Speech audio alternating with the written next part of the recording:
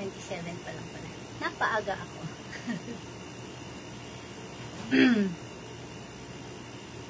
Hello, good morning Facebook, good morning mga followers, good morning mga kabaro, mga momship, mompreneurs, and so on and so forth. Ayan. So, after so long, ngayon lang ako ulit nag live stream because I'm into a lot of things right now. I have a course in Google. I have a course in Coursive. So, discovering things, no? For me, syempre, kailangan while we are getting older, we are also getting more knowledge. Ayan. So, actually, I have some things to share with you, although hindi siya connected sa aking niche, which is all about GVA, no? But this is important, really. Just like what I mentioned in the description, I think I put it in the description that the new generation is hungry for love. They're hungry for love, for affirmation, and for acceptance, no? The reason why I said that is because last Saturday, no, we had my husband and I had a good time. First is we went for my eye checkup kasi nga lately I've been having this migraine, so akala ko I have to change eyeglasses, but it turned out that my eyeglasses still is kumbaga parang okay pa siya. So we went to Dr. Concepcion, no, Leonard Paul Concepcion, dito sa may Estañedo.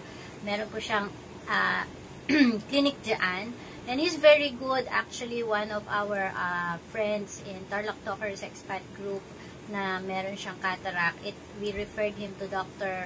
Concepcion, and ngayon nakakakita na yung kanyang mga mata, no, very clear. So he really takes good care of his patients, and pag hindi kailangan, talagang hindi naman niya sasabihin, no? Just like mine, my astigmatism is still high. It's 600 and 475. Actually, ito bumaba siya ng 25. It was 500 before. Now it's only 475. And also the good thing is I have no glaucoma, praise God, no? And also, sabi ni Doc, the nerve of my eyes are good. The only thing that I am having problem with is I always strain my eyes kasi nga I am online 8 to 10 hours a day, so I am kumbaga parang mostly on the sabi nga niya sa akin, ang advice niya sa akin, less screen time. Sabi ko, Doc, pag less screen time, less money.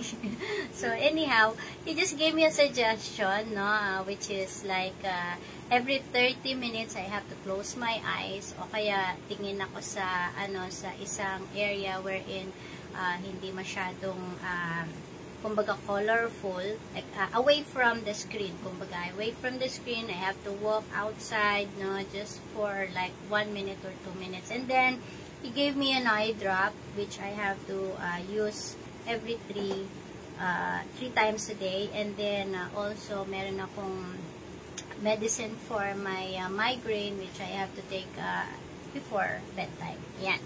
So for all those who are kumbaga parang working from home, sometimes, you know, we feel those headaches. Have your eye check first, no? Para sa ganun, makita nyo kung ano talaga yung problema. So, as I've said, it's rainy season, no? It's rainy Tuesday. So, everybody, please be safe, no? Actually, I think our, ngayon, Tarlac City is on orange water rainfall. Orange rainfall warning sa Zambales, Pampanga at Bataan. And then, yesterday afternoon, Nueva Ecija and Tarlac, no? So, let's all be safe and pray for everyone to be safe as well and no casualties dito sa ating rainy seasons na to. And also, I would like to welcome my husband's, I should say, disciple, no, Larissa. She is in the Philippines right now in Manila. They are having this YWAM conference. Tumawag na siya sa amin the other day. We were worried about her kasi it's her first time to be in the Philippines. But she's a missionary to Iraq. Yan. Sorry, medyo parang merong sa ko. So that's why I keep on clearing my throat. So anyhow, I would like to tell you a story about what happened last Saturday. And this is how God really is so amazing. His timing is so perfect, no? And I believe this is the new generation that is hungering and thirsting for love, for affection, for affirmation, not our new generation. And it takes people like us, no, yung mga call us baby boomer, I don't know, but whatever generation we are at, but it doesn't matter. But yung boldness, no, and passion has to be renewed in ourselves for this new generation. Kasi kung tayo mismo, mawawalan tayo ng gana or susukuan natin ang mga kabataang ito, ano pa ang mangyayari sa kanila? Anong mangyayari sa ating bansa? Anong mangyayari sa mundo? No? At higit sa lahat, anong mangyayari sa kanilang kaluluwa? No? So, pardon me for my hand. Nilagyan ko po siya ng just a support. Kasi kahapon medyo sumasakit siya. Na-spray nito before, so I'm just taking care of it. So anyhow, as I was saying, last Saturday, my husband and I, we went for my eye checkup, and then sabi ko nga, magpapa-check up lang ako, pero siya ginawa niyang pulpit yon, yung area, the waiting area, although we arrived there at 6:30, and then 6:30, meron na siguro mga more than 20 na mga tao, okay? So, I was number 18 on the line, so we were waiting, and while we were waiting, Wendell is very funny, so he's talking to them in Tagalog kahit Pilipilipit, and then they really appreciate that, and so people were parang kino-coach siya, oh, this is how you say it, and then he grabbed that opportunity to make that area, actually it's a parking area of the clinic, to preach the gospel. You know, and everybody was there. Wala sila magawa. They were caught, no? And then he was sharing the word of God in a way na talagang it's so loving, it's so caring, no? And then all of them, you know, they prayed and accepted Jesus Christ as their Lord and personal Savior. I recorded everything in video, but I will post it in YouTube. So that our friends in America can also see it, no? Kasi kung dito ko siya ipopost, minsan natatabunan ng napakaraming mga feeds. So, it is so amazing. And then, I got to be friend with this lady who is teaching Japanese. And so, may nag-pop up in my mind. Naku, sabi ko, I can connect a person to this lady, matutulungan niya to have a job, things like that. So, really, God will put you in a place wherein He will use you and let you, or answer your prayer through that situation or incident. So, after ng check-up ko, we went to SM Mall, had our massage, body massage with these blind people, and then of course, kataon naman, yung nagmamassage sa akin, at saka nagmamassage kay Wendell, mag-asawa din. And these are blind people. So, sinare ni Wendell dun sa husband, the word of God, and then the wife is listening, and then I was also, you know, pitching in. So, pag hindi niya naintindihan, because of course it's English, I translated to her, and they were so happy, no? So, we just love on them, and then, you know, we make sure that we prayed for them before we left. So, that's what happened. And then, after that, we went for lunch, no? And as usual, kapag kami ay naglo-lunch sa isang restaurant, or like my favorite, Kenny Rogers in SM, because sila yung merong magandang salmon na gusto ko. And so, all the waiters and waitresses there, they love really Wendell, and he's funny, you know, makulit siya. So yung kakulitan niya, they find it funny. So everybody, when they see him, they smile, and he smiles, and so that's what we were doing that day. And then after we have our lunch, we went to check on my printer na nasa repair shop, no? So after that, I saw, nag-live ako, short live lang on Facebook, and then one of my inaanak said, "Ninang pakain," sabi niya. And then he sent the picture. Sabi ko, "Nasa SM kayo?" Opo, akong ganun. And then she said, "Opo, saan?" Tapos nakita ko, the picture is like sa may food court. So, to cut a long story short, we went there in the food court. And then I was talking to my inaanak, no, him and his wife who recently got married. And then they were having a cell group in the food court. No, it's so amazing. Sabi ko nga, talagang mag-asawa na to, wala silang pinipiling lugar. So they were there. One of the young ladies that they were doing the cell group happens to be, nung nakita niya ako, she stood up, so excited, gave me a hug, and she said, "Tita, I miss you. Maybe you don't remember me," sabi niya.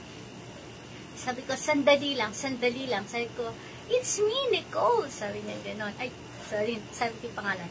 So anyhow, we were so excited, and then nag-take ako ng picture, sinend ko sa anak ko para sa ganun makita niya, no? And the excitement was there, and there are 3 ladies over there, and so we were Wendell made the food court a pulpit na naman, no? So nakailang pulpit na siya for just that day. Nakatatlong pulpit siya.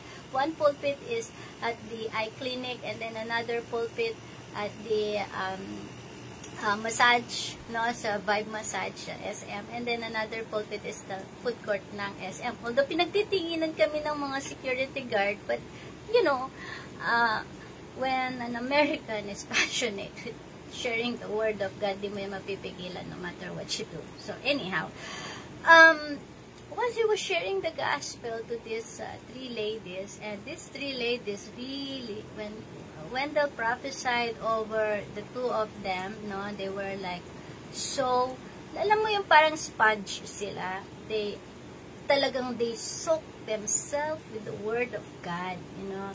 And that's the good thing about having an evangelist by your side. He does all the work, all the talking, no? Tapos ikaw hahag mo na lang sila just to make them feel loved, accepted, appreciated, affirmed, no?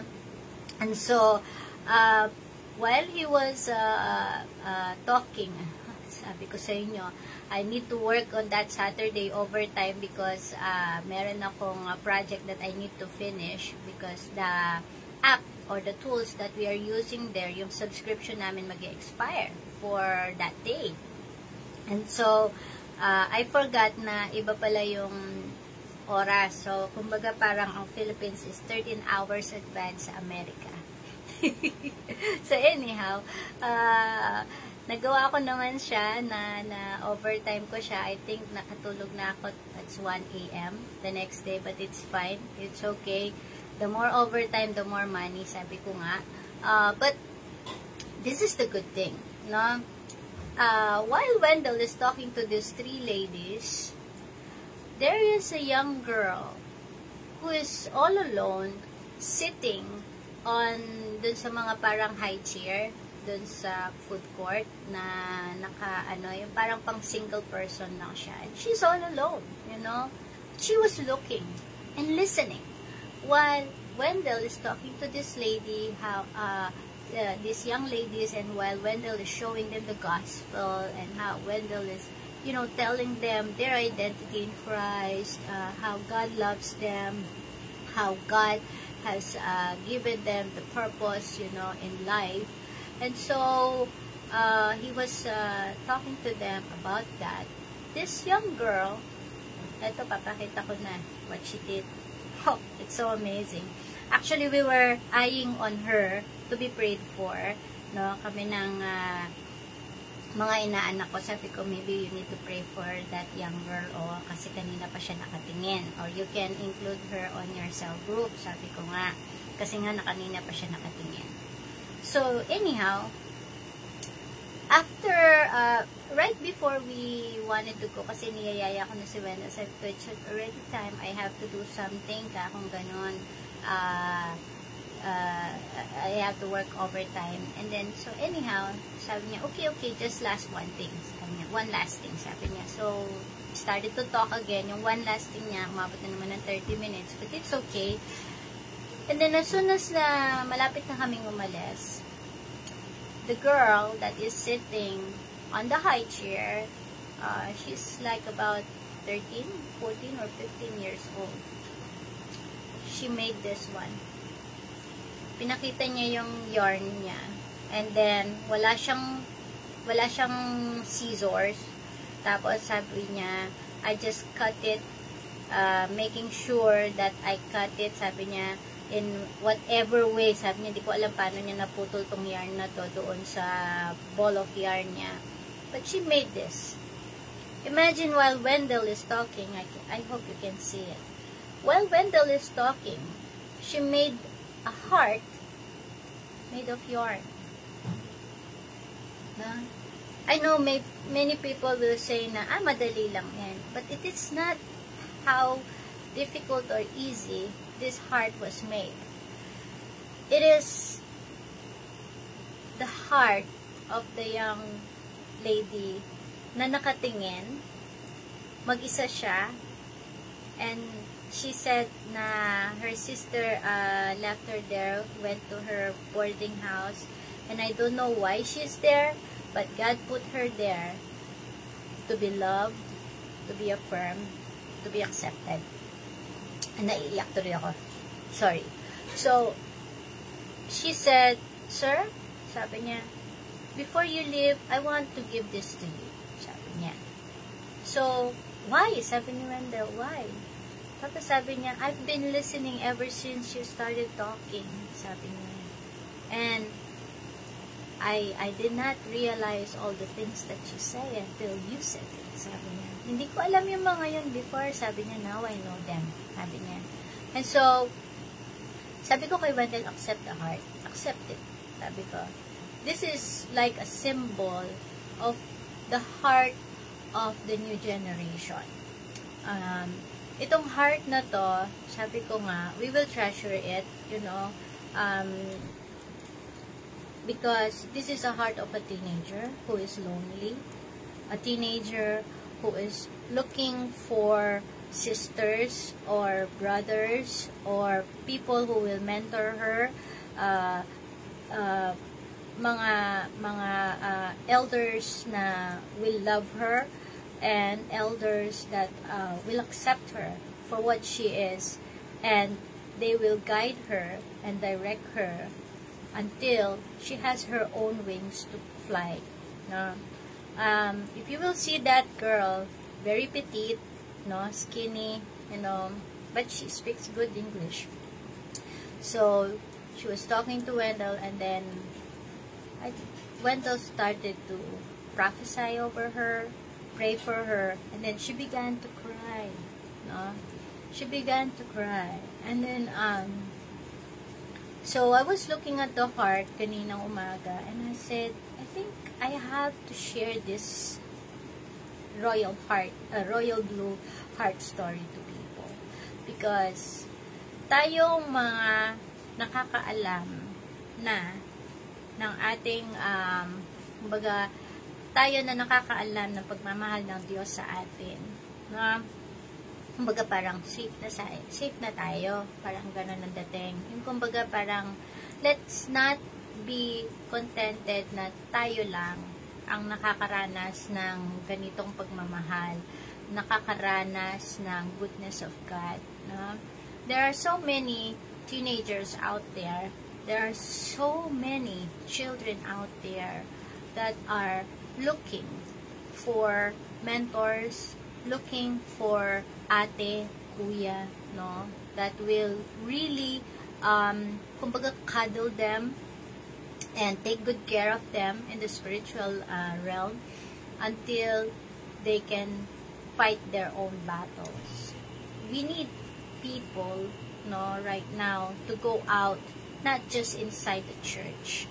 Ang nangyayari kasi, I know many people will write like, oops, are you saying, you're saying, no, let's face it.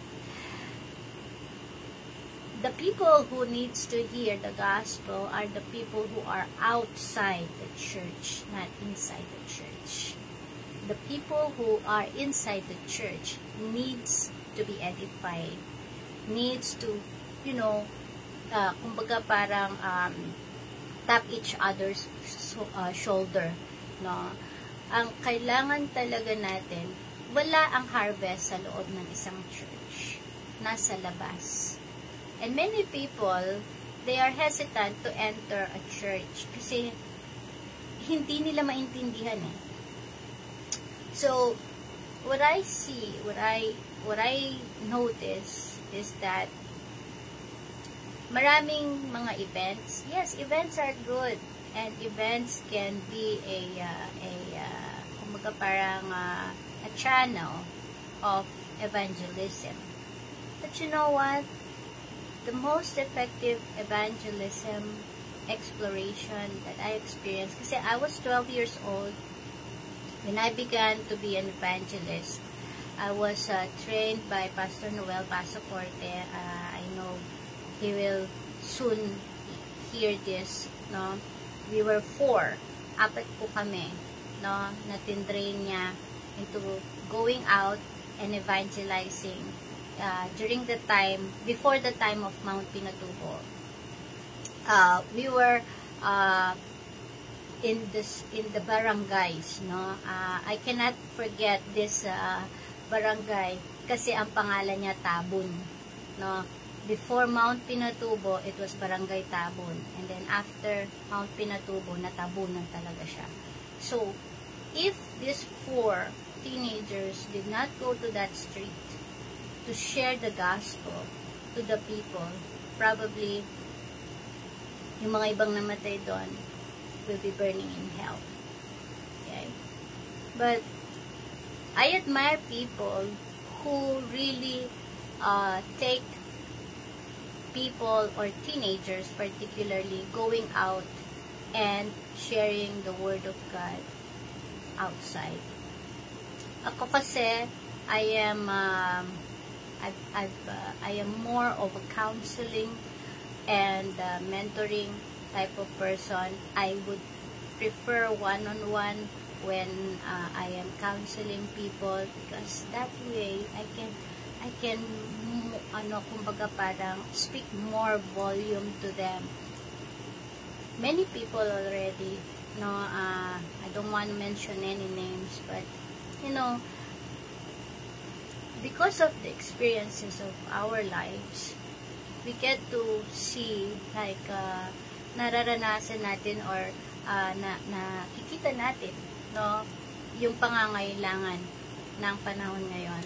Yesterday on our cell group, we were talking about, I will show you, Philippians, no?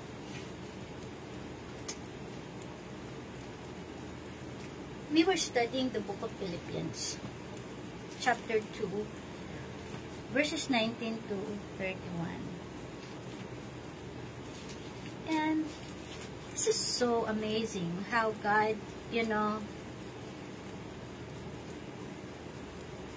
meron minention dito na anong part ba sa verses na yan sa Bible ang that speaks volume to you, or that you are already doing, I mean, no? And then my husband asked me what part of that text that you are already good, sabi niya, in doing. So, ako naman, in my honest answer, I think I said verse 29, no? Yung parang, you're already passionate about the people, helping them, no? Which is true, no? Hindi naman sa pagtataas ng bangko, but it became natural for me. It became like part of my life ever since that I was able to overcome the situation in my life, not because of me, but because of Christ in me. He is the hope of glory. I was able to overcome trials, struggles, situations, problems, no? And because of that, it led me through to becoming a good, I should say, mentor or counselor to women who are, you know, same situation as I have been, no? Those who are broken, those who are abandoned, those who are, so things like that, no? Those who have suicidal tendencies, you know. So I know merong magre-react sa mga sinasabi ko, but I don't mind, no? Gusto sana sabihin, I don't care. Pero parang napapangitan ako sa word, but I don't mind what other people say, you know, but the truth will set you free. Yeah? So, I just want to, encourage everybody. I myself, I want to encourage myself, no? That Romans 1:16 says, "For I am not ashamed of the gospel, for it is the power of God for salvation to everyone who believes, to the Jew first and also to the Greek or to Gentiles." No? So, bilang mga mananampalataya, hindi po dapat tayo maging, or hindi po dapat tayo mahiya when we are sharing the gospel. Pero wag naman po sana tayo na maging judgmental.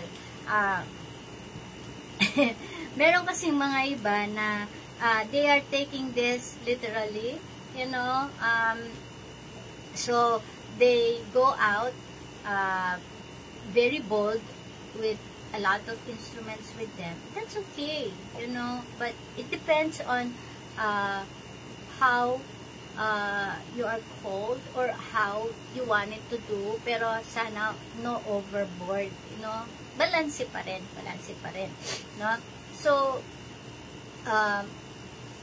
when God said, when the Word of God said, "I am not ashamed of the gospel," hindi naman ibig sabihin na masyado ka na yung kulang na lang itatatak mo siya sa t-shirt mo, or, you know, when you talk to people, puro, it is said on the verse so and so and so.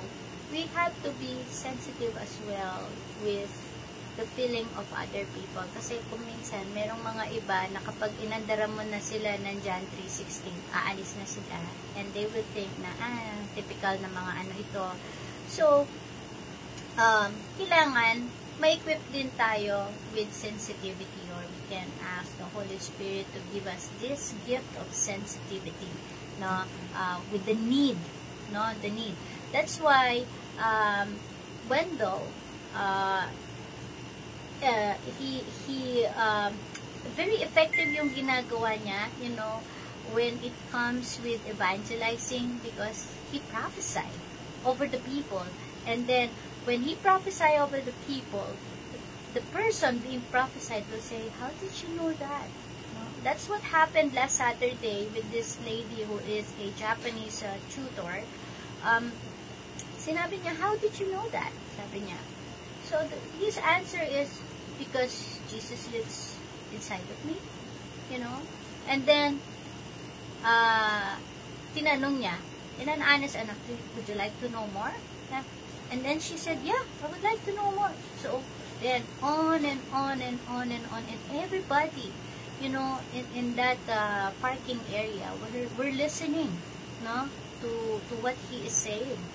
And then, after that, Wendell played this song, Dakilang Katapatan.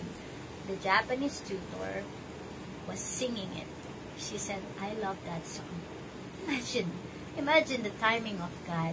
We don't know. Kasi ang daming songs naman sa, ni Wendell, ang daming songs naman sa, kumbaga, cellphone ni Wendell. Pero, that was the song he played. Dakilang Katapatan. And they were all singing it. It's like there was a church service for that 2 hours of waiting for my eye check. You know, and so, let's not be, kumbaga, parang contented with just being inside the church, listening, and then going out, and then, going home, not going out. But let's be, kumbaga, parang intentional. Intentional in a sense that, size up natin, pag meron tayong kausap, i-size up natin siya kung ito ba ay mananampalataya na o hindi pa. Kasi you can feel it, no? If you have the gift of discernment, you can discern it, no? If this person really needs something, no? And then yung needs na yon, use that to your advantage by, you know, slowly feeding the Word of God, you know, to that person. And then, kailangan, ako kasi before mahiyain ako. And then, when I look back, sabi ko, sandali lang, naging evangelist din ako nung 12 years old ako. Sabi ko, alam mo, one of the, nakakatawa, I'm not sure if Pastor Noel remembered that. Yung hinabol ako ng laseng. Hinabol ako ng laseng because I was sharing the gospel to him. No, habang nandoon siya sa sari-sari store, hindi ko alam kung naikwento ko yon. Hinabol ako ng laseng. Ako dati, track and field ako dati. Di mabilis akong tumakbo, no? But, you see, God will use everybody. He even used the donkey, no? To speak. So, I was looking back to my life before all this. I think I'm in the age of my life that is parang hindi ko naman sinasabi na pawala na ako, but I am in the stage wherein I am becoming, or I think all of us who's having the same age as I am, we are becoming more wise, you know, in everything that we are doing. And if we notice that the teenagers, the new generation right now, they have the sense of parang meron silang pagiging sensitive in some sense, no? And this one, kailangan, sabi nga, in Colossians chapter 4, verses 5 to 6. Colossians 4, 5 to 6. Let me read that to you. No? This way it will be more, sa inyo, more. Colossians 4, 5 to 6, it says, conduct yourself. I'm using, NASB version. So, sabi niya, conduct yourself with wisdom toward outsiders, making the most of the opportunity. Let your speech always be with grace, as though seasoned with salt, so that you will know how you should respond to each person. Kumbaga, we are called to be wise. We are called to be wise in the way we interact with those who doesn't know Christ. Huwag naman yung kauupo mo lang, agad-agad na yung Word of God ang iaano mo. Although in some instances it works, but majority of the instances it doesn't work because people will only see you like a religious person, no? But we should have that sense of urgency, no? Because life is short and the time to share the gospel is now. Our words should always be gracious, showing love and respect towards others.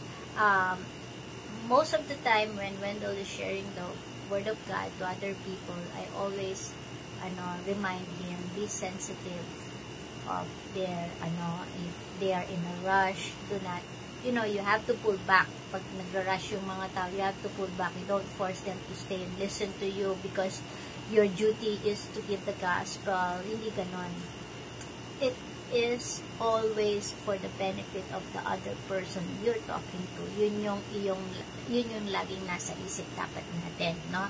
So, we must also be intentional about how we communicate the gospel, which is true, using the wisdom and discernment to know how to best reach other individual. So, on that Saturday, yun nga, that young girl who made this blue heart, ayan. So, natutuwa ako sa tuwing nakikita ko siya kasi sabi ko nga, parang siya ako, sabi ko, we always love to do crafts, and then, imagine this, nasa food court siya, wala siyang ginagawa, pinagtagni-tagni niya ito, and it made a blue heart, and then she gave it away to a man of God. And then, she received Jesus Christ as her Lord and personal Savior. She was prophesied. She cried because all the prophecy that was said to her were true, And then, she's an A, I could say she's an A young lady. Kumbaga parang strong, focus, well-focused siya. So, yeah, it is so beautiful, when we share the gospel with other people. It's so beautiful. Ang sarap po sa pakiramdam, because we are bringing good news to people who desperately needs it. And it is a news of happiness. So, let us make sure that whenever we share the gospel, it is out of our compassion for the people. It is out of love, and out of happiness. Bakit? Kasi, because it's the news of salvation through Jesus Christ. So, when we proclaim the gospel, we are declaring that God reigns over all, and there is hope and peace. There is hope and peace in Him. So, our feet become beautiful as we walk towards those who need to hear this life-changing message. So, for me, I was asked to preach or share the word in our church, and I was like, Lord, what word should I say? What should I speak about? There is so much that God has done in my life, and kung sasabihin ko lahat yon, baka hindi kami abutin ng isang linggo. Baka abutin kami ng isang linggo, So, the daily life that we have right now is already an opportunity wherein we share the Word of God. May it be inside your home, Kami kasi every day when we sit with our bigla pong namatay. So anyhow, let us continue to share the Word of God in every opportunity that we can find, And then, siguro the best prayer that we can pray is, Lord, where are you right now? How do you want me to speak? How do you want me to say the words to the people? And how do you want this person to be blessed by you through me, Kasi nga, we are channel of blessings. And how do you want this person to see you, to see you in all joy, in all grace, and in all happiness. So, let us also continue to pray, for all the evangelists out there, all the missionaries. One of the missionaries that are here right now in the Philippines is a disciple of Wendell, She is a missionary to Iraq, and before she goes back to Iraq, they have this conference called YWAM here in Metro Manila. I think it's a one-week conference for the youth, and we are praying for her, and she will be visiting here in Tarlac for, I think, 1 week, no? Hopefully, she will be here for 1 week, and then she can, you know, spread the word of the Lord to the next generation, no, on how God is using her in the in Iraq. And also, let us pray for boldness and also for clarity when we speak, no, the gospel. Kasi kung minsan nagkakaroon na ng confusion, kasi kapag sinabi born again, nakala religion. Ayan. So, this is the first thing that I told Wendell.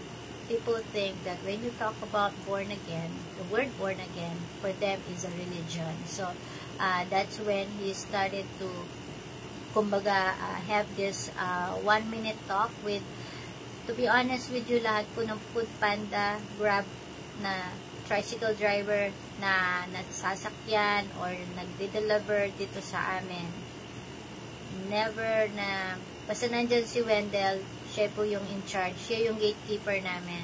So, yung tao na yan, definitely will be prayed for, and he will hear the gospel. And nasa kanila na if they will accept the gospel or not. But we are still continuing praying for them and prophesying over them. So, we have to remember that we have ambassadors, no? And an ambassador, I was an executive assistant to the chief protocol of all ambassadors in Kuwait before. So, ang ambassador, it's always for the good of the people ang kanyang ginagawa. So, we as ambassadors represent the kingdom of heaven to these people. So, I pray that we will have this sensitivity, no? But and also the clarity of speaking, and also the boldness, no? So, as we pray for boldness, let us also pray for open doors of opportunities and receptive hearts to receive the good news of Jesus Christ. So, yun yung mga kailangan po natin na ipag-pray sa ngayon, no? Because yung kumbaga sa sabi nga sa, I think it's Italian, papasay na yung iyong life, yung aking life papasay na. So, what is the only legacy I will leave is the legacy of being a loving mom, supportive mom, no, loving friend, supportive and caring friend. That's the legacy I'm gonna live here in the world, no. But then again, minsan sinasabi ko kay Lord, sabi ko, hindi yata ako marunong mag-evangelize. And then the Lord reminded me, I was 12 years old, I was evangelizing, so bold, so courageous, you know, to the point na hinabol ng aso, yung mga ganon, hinabol ng aso, napahiya. Oh, we experience all those things, you know. But if looking back upon the life that I had before, really love it, the trainings, you know. And so, sabi nga, declare His glory among the nations, His marvelous works among all the people. Let's not stop declaring His glory among the nations, not and among the people. So, our God is there to give us encouragement, to guide us. The Holy Spirit is there. It is in you, no? So, whatever others can do, you can also do. All you have to do is to be bold and courageous like Joshua, you know? So, Joshua and Caleb were so courageous, no? And so, they became, kumbaga parang an icon of courage and boldness to step up, no? When other people say it's black, they were the one who saw white, no? In the situation. So everybody was saying it's chaos, but they were the one who saw peace inside the chaos. So yeah, I think I was able to share. Pakita ko ulit, nakakaano to, nakaka-touch. Yan. Itong heart na ito, made by a 14-year-old yata siya. Young girl who was just listening on a corner. But she was able to receive Jesus Christ in her heart, no? And she was prophesied, she felt loved by strangers, you know, and that is so awesome. Nakakatuwa. Iba yung ligaya na mararanasan mo when you are part of how a person experience the love of God. You are total strangers, but now you are sisters in Christ because of just one bold person who step up. No? And so, sa mga kapwa ko na mga ina dyan, marami pong mga anak-anakan na nasa labas, no? Na let us help them draw back to their initial purpose, draw back to the Lord, no? And guide them. Guide them. Don't force them, but guide them. Guide them in their path to become overcomers, no? The next generation of overcomers and the next generation of courageous and bold generation right now. Yes, there is so much out there. The harvest is plentiful, but yun nga, the laborers are few. But I pray that the Lord will give us all the boldness and the courage to step up, to, you know, lovingly share the gospel to everybody. Yeah. Thank you for watching, no, for a short while, no. My next video siguro will be a little bit of sharing of the word and a little bit of sharing you what I'm discovering right now in my courses sa Google and sa Cursive. Yeah, medyo na-overwhelmed lang, and I might be sharing with you the new, shall I say, new business or what na naisip ko lang. It's not a new business actually. It's an innovation which I am trying to implement, but syempre, bago ko implement sa others, I will implement it on myself. I will be probably sharing some bits and pieces of the tools that I am using right now. Yeah, because right now I am into analysis, kaya medyo naano ko dahil nga doing the analysis, it's quite tedious job. You know, kuha mo na nga lahat ng mga research eh. So after doing all the research, you also do the analysis para sa ganon you can come up with the correct and accurate na na data para sa aming mga clients. Ayan. And I know after this task na binigay sa akin, so I was able to create like more than 2,500